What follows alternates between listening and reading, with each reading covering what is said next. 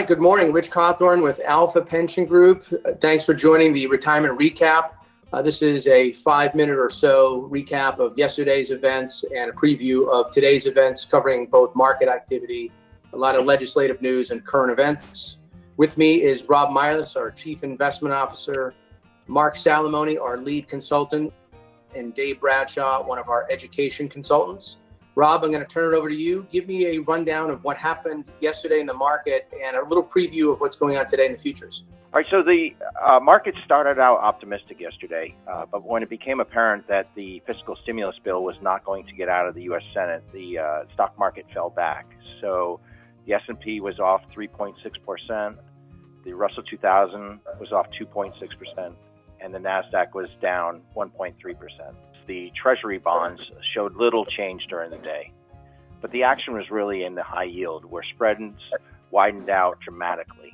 On the monetary side of things, the U.S. Treasury backed up the truck, making the promise that they will do whatever it takes.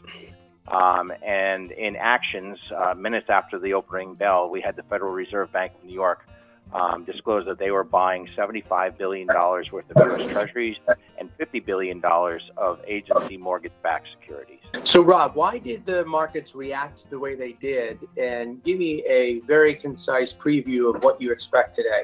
You know, there's really a three-legged stool now that the market participants are really looking at. One is monetary stimulus, and we got that out of the Fed in their backstopping the markets for liquidity and lowering interest rates.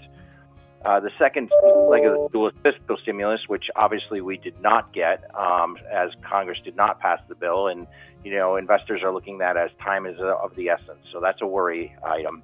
And then finally, the evidence that the curve of the coronavirus is being flattening. And again, we didn't receive any positive news on that front. So that was a worry. So you had two worry items, and one positive item did not amount to a positive result in the markets. Got it. Thanks. And I know Dave's going to cover sort of the flattening of the yield curve and maybe some positive news there. But along with the stimulus package comes some great information and profound changes to retirement plans. So, Mark, why don't you bring us through what's called the CARES Act, the pending legislation with Congress? Yeah, so the CARES Act is the Coronavirus Aid, Relief, and Economic Security Act. And it's hopefully going to be a solution for not only just businesses, but people in the community as well. And it's attempting to provide liquidity, security, and relief to everyone right now that's being affected by this. So through cash payments directly to people, security by backing up small business loans, even expanding healthcare to people right now that have it, but hopefully are waiving copays and things like that related to the care, for this pandemic. That's really going to be a part of what this act will do. Additionally, the tax deadline is going to be moved back from 4/15 to 7/15, which should have an impact on folks that have to pay taxes or to file their taxes and get things together. As far as retirement plans go, hardships and plan loans are going to be easier to get and also more expansive. Hardship distributions are now expanded up to $100,000, and we're even waiving the 10% penalty that's typically charged to those folks that are under 59 and a half. You have to prove that you have some experience either with COVID-19 or you're being adversely affected by it. But I think almost anyone can prove that, whether they're being furloughed or laid off. Plan loans are going to double the current retirement plan limit to $100,000. With all these things, we're also going to expand the payback time. So going back to hardships, they'll be able to allow people to pay that back over 3 years. For a plan loan, you actually have no payment due for a year. That's going to help a lot of people that right now aren't getting a paycheck. So you can get money out of your retirement plan, use it today, but your loan will not go into delinquent status for a bit. All of these things right now will be done without plan amendments. Plan amendments are due, but not something we have to do right now, which will really significantly cut down the time that people will need to, have to get this money. Mark, that's great. I know we'll get back together with you so you can go into more detail about not only their impact on retirement plans, but also the details on how Congress is going to back small businesses and the checks that Americans are going to get. So thank you. Dave, why don't you bring us quickly up to speed with a couple of news cycle events that happened in the past 24 hours?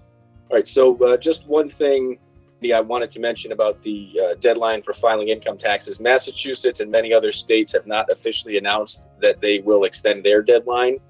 So pay attention to what's happening in the state that you live in, and we do expect every state will also follow suit with an extension, but it's worth at least looking into for now.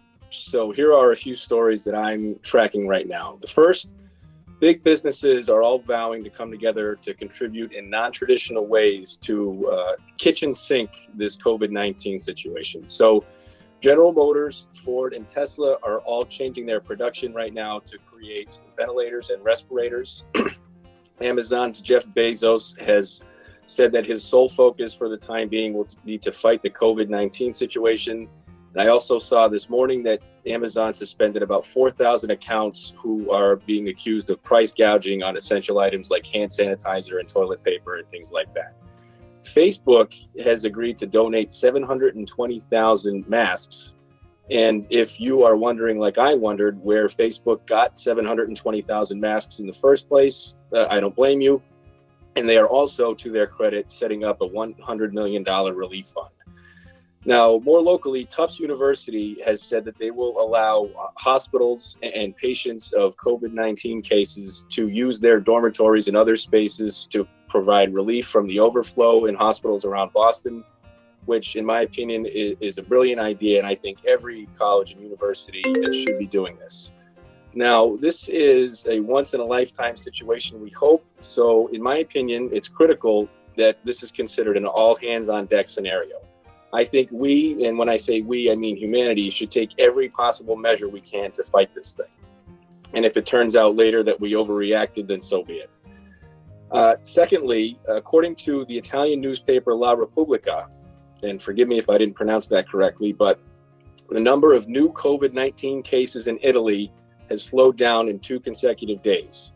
And while we're really looking for a continuation of this trend, I think this can be interpreted as a glimmer of hope, and maybe there is some light at the end of the tunnel, because if you didn't know, Italy is considered the epicenter of the pandemic in Europe, and any victory at this point in terms of flattening the curve there should be considered very important. So I'll be watching that data closely throughout the week. And then the last thing I wanted to mention, Tom Hanks has announced that he and his wife, Rita Wilson, both feel better. And he said, if we take care of each other, help where we can, and give up some comfort, this too shall pass. We can figure this out. And for my money, you cannot find a more beloved actor on planet Earth than Tom Hanks. I mean, who doesn't love Tom Hanks, right? So that's great news, Dave. Some promise. And I love seeing private industry come together along with government to put this together to make sure that we get out of it. That's what makes us special. And I agree. We'll get through this. So that's a retirement recap for today, March 24th. Thanks.